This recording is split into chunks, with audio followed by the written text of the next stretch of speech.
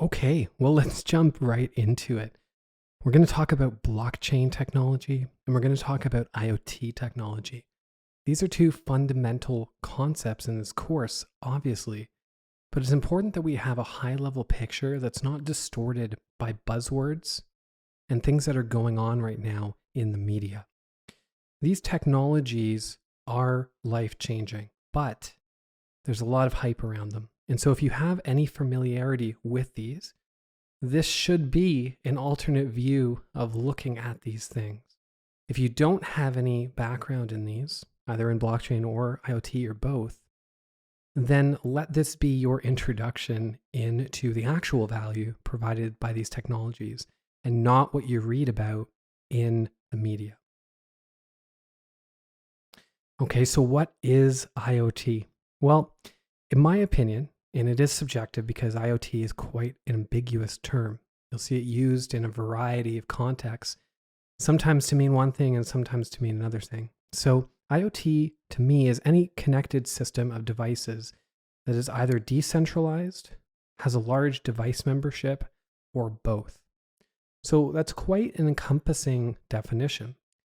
And what it basically means is that when you have any device that is connected to a network or the internet, and we use those terms interchangeably, internet and network, that enhances the functionality of the device, that can be considered IoT. So an example is your laptop or your desktop computer. Now, you don't think of IoT when you think of your laptop, but that's what it is. If you're disconnected from the internet, you still have functionality on that device. When you connect it to the internet, you get more functionality. When we hear Internet of Things talked about in blog articles or websites or the media or television, typically what people are referring to are devices that you wouldn't have otherwise thought would be connected to the internet. So those could be things like a watch or a mirror. And now we hear about smartwatches and smart mirrors because these things are connected to the internet and they weren't previously. So IoT is really a word or collection of words rather that's used to describe things that are unexpectedly connected to the internet. That's really important. So here, when we say decentralized, what I really mean by that is devices that can operate independently of other devices or of a network. And so if we talk about a connected coffee machine, for example, some of the Nespresso machines are connected to the internet. Well, those can operate obviously without a network, without an internet connection. But their functionality is enhanced by being connected to the internet. Now, on the other hand, you have some devices that need the internet to work, or they need some type of network connection. So if you're talking about, for example, a portable device that allows you to use global positioning to find out where you are, you're in the middle of nowhere and you need to use satellites to find your location, well, that needs a network. But when we think about what GPS is, there's a lot of things connecting to that network. So it has a very large device membership. It doesn't have to, but typically it does. So when you think about IoT devices, they're really anything that is connected to the network that either enhances their functionality or requires that connection for their functionality, or both. They're required to connect to the internet, and then when they do, they have enhanced functionality from being a part of that network as well. Maybe they're not just connecting to the GPS satellites, but they're also providing that data to other devices, and other devices are providing that data through the network to them. So when we say IoT, we're talking about a large collection of things, large collection of objects, devices, but the underlying pattern is that they're all connected to the internet to either give them or enhance their existing functionality. So if you have heard about IoT before, or you go and read about the topic more in depth, you'll see a lot of references to IoT being a living system. I fundamentally disagree with this statement for the reasons that we just talked about. It's really an ecosystem. It doesn't have to be a living system. You could have one device connected to a network. That's not a living system. That's just a network connection. When devices are talking to each other, and again, this is where people are using the term Internet of Things for additional context. So they're making assumptions about how we're going to interpret that term. Typically, when people talk about Internet of Things, they do talk about devices talking to each other. So in the previous few examples, one of them was using GPS satellites to transmit data about a location to another device. Well, that's a living system. But that's not necessarily the case in all systems. Really, when we think about IoT, what we want to think about is an ecosystem of devices and network connections. So starting from the ground up, when we talk about IoT devices, what we're really talking about is something that requires a network connection.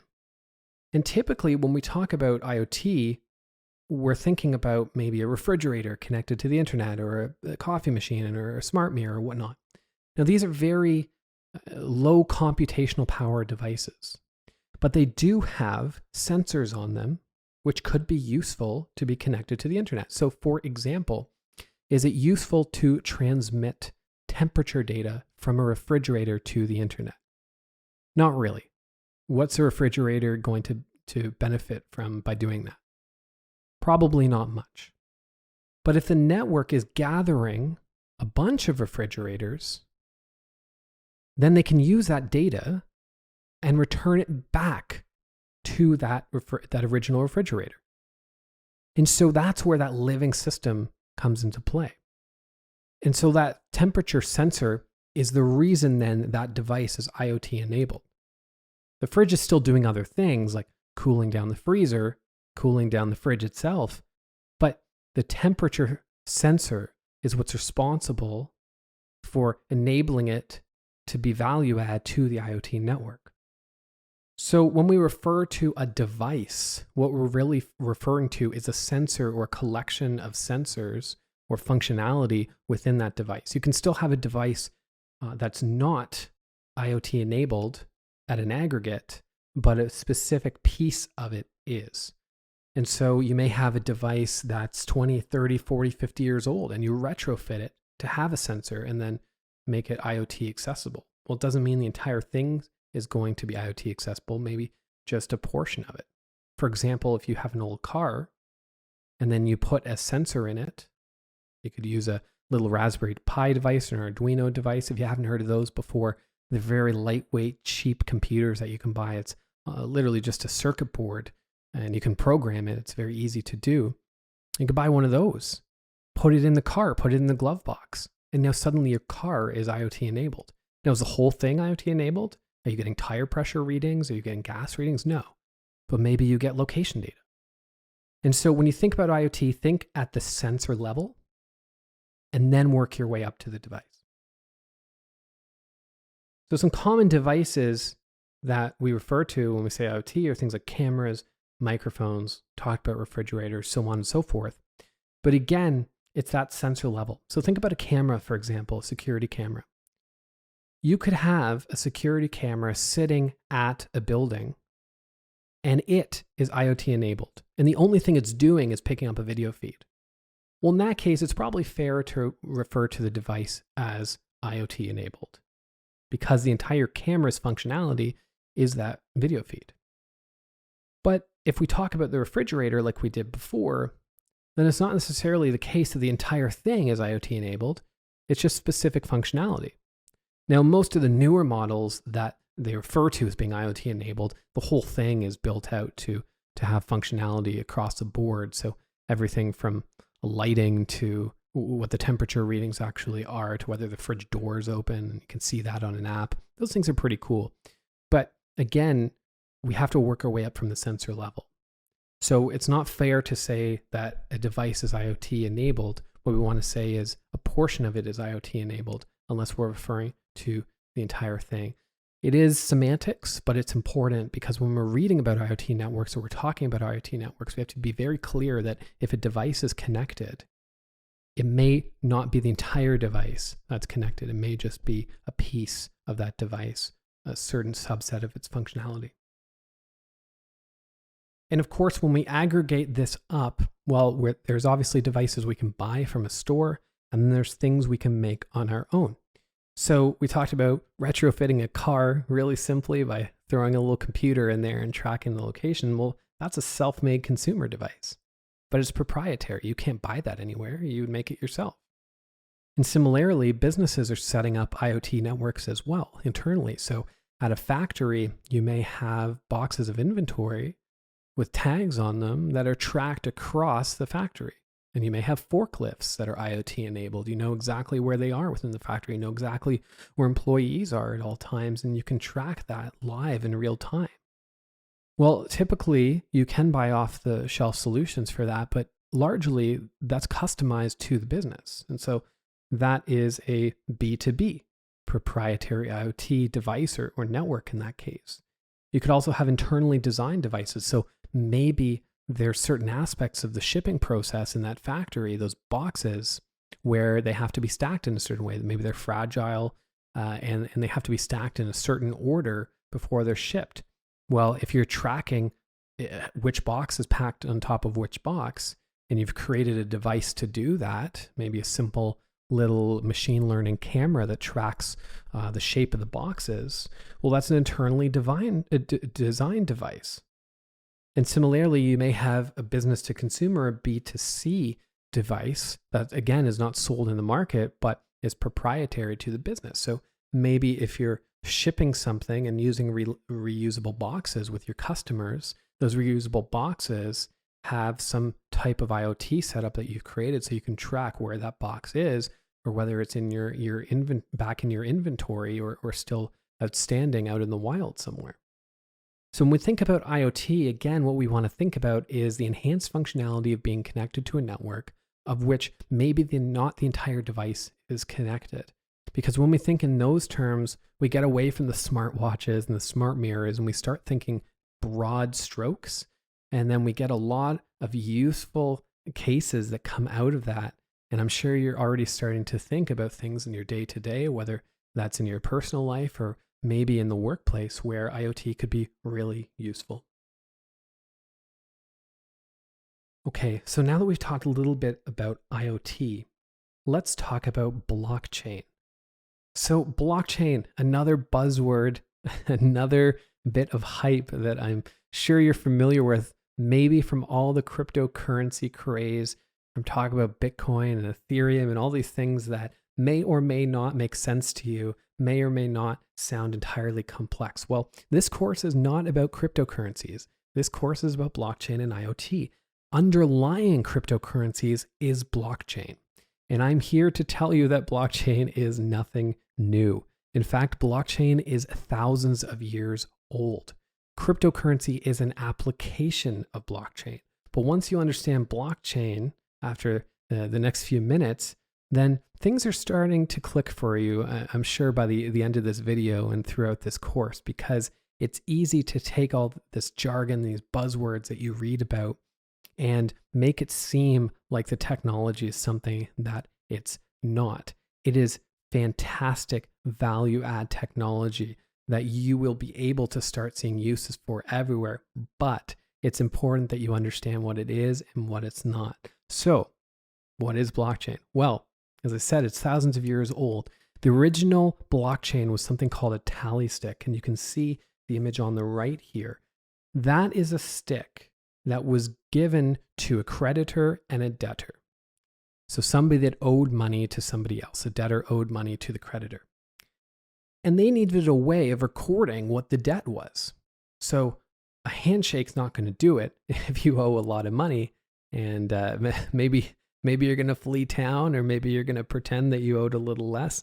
Unless that creditor really trusts you, well, that's probably not going to do the trick. So a tally stick recorded the debts on the stick itself. And because the way that the tallies were recorded and the stick was unique, well, when it was broken in half, only those halves meeting together would recreate the stick. It'd be very, very difficult, especially thousands of years ago, to recreate the other half of that stick and change the tally. And so that's where tally sticks became extremely useful in that setting. And of course, in many other settings as well. For example, tracking yield. If you wanted to have a written agreement between somebody, another farmer, for example, of how much yield their acreage had versus yours, well, you could record that on a tally stick. You both take your half of the tally stick and meet again next year, and you would have proof of what you talked about last year. So in multiple cases, blockchain has been available through tally sticks. And those shared transaction ledgers, whether it's recording debts or recording crop yield or anything else, were recorded on those sticks. And you could have multiple sticks that made up your entire ledger. You could have debts on one and crop yields on another, and both those two collections of sticks would make up your personal ledger or your personal blockchain. So decentralization is really not new. It's been around for a long time, a really long time.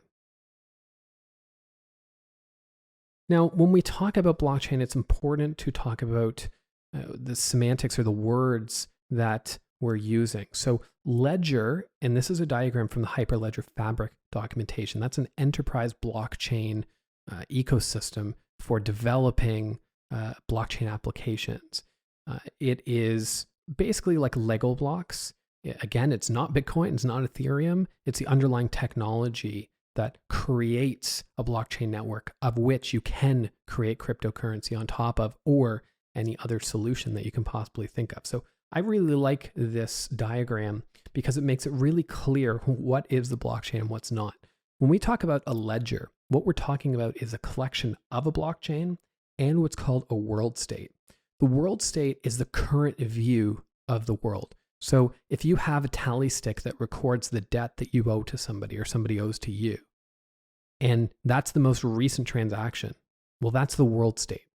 If you have a bunch of tally sticks lying at the side of the room that are older transactions, well, that's not the world state. That's the blockchain. That's history. The collection of your current tally stick and the older tally sticks, that's a ledger. So this is really important because, again, when we're talking terminology, we need to know if somebody refers to blockchain, are they referring to the history? Are they referring to the current state of the world state, or are they referring to the entire ledger? Now that you understand the terminology, you're going to understand that when people are talking about transaction history, typically they're going to use ledger when really they mean blockchain. Or they're going to talk about the most recent transaction. They're going to use the word blockchain when actually they mean world state or current view of the world. Or they might use the word ledger.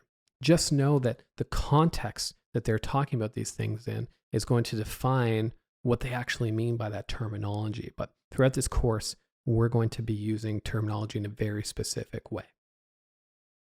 Inside of a blockchain, it looks a little something like this. So you have multiple blocks.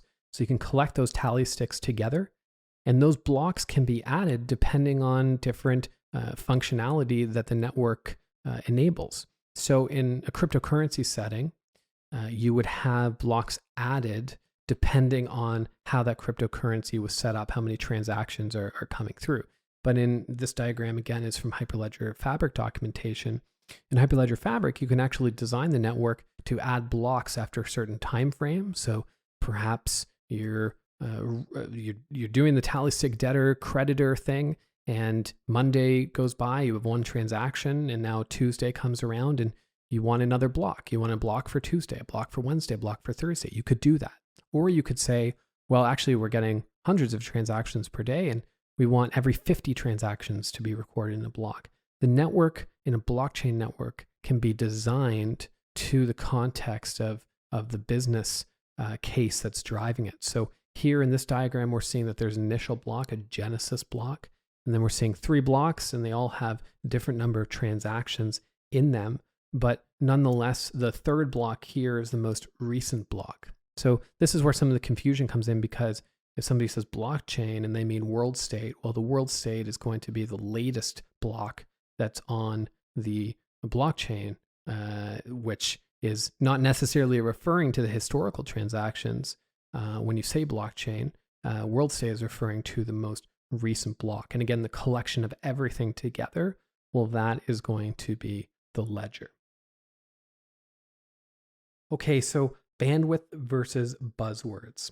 Well, blockchain is all around us, and it's already changed the world, and it's going to continue to do so through digitalization. That's the subtle and important difference between what we consider blockchain now, which again has been very much confused with cryptocurrencies, and what blockchain has been for thousands of years through, we saw before, through tally sticks. The difference now is the speed and reach of the network. So speed of execution of actually doing the transactions is exponentially faster than writing something down on a wooden stick and breaking it in half. Also, the networks are exponentially larger. And of course, instead of just two halves of a stick, you have an entire blockchain, entire ledger that has multiple transactions from multiple participants at global scale, and in a few years or a few decades, galactic scale as well. But there, of course, there can always be too much of a good thing. Blockchain does not make sense for every business case. So in many cases, it makes sense to just have a centralized server.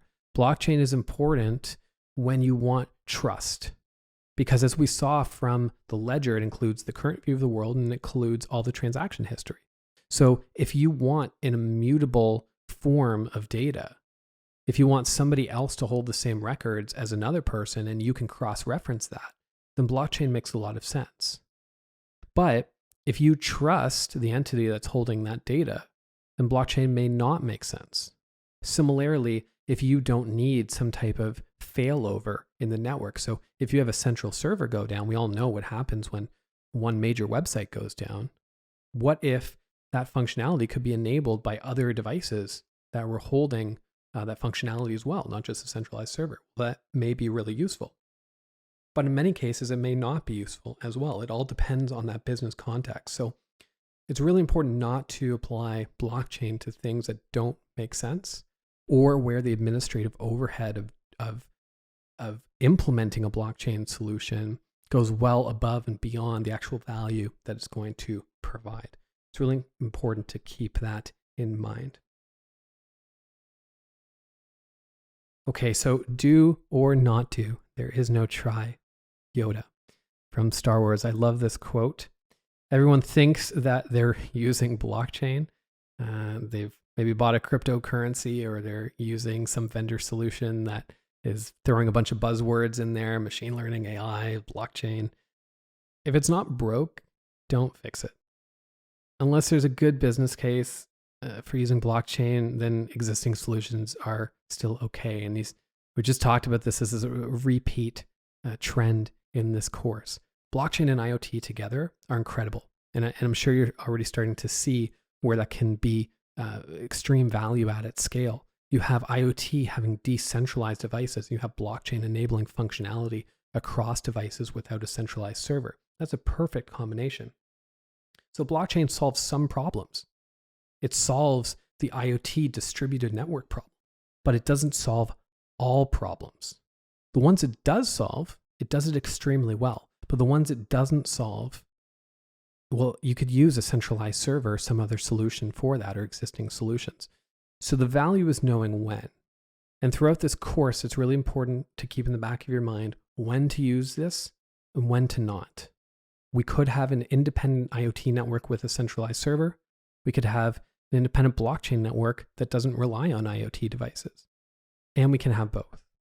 But the fear of missing out, I believe, is going to be replaced by a really quiet confidence in knowing when you can deliver value with blockchain and blockchain for IoT. So my hope is by the end of this course that you can talk some people off a cliff from believing that they absolutely must use blockchain when maybe an existing solution is perfectly good, or somebody is convinced that they're going to be using an existing solution because they don't understand blockchain, and then you can explain all of the value add that comes from it and why it solves a lot of IoT problems. Okay, now that we have a better understanding of what blockchain is and what it isn't, and what IoT is and what it isn't, let's dive into some of the challenges associated with IoT.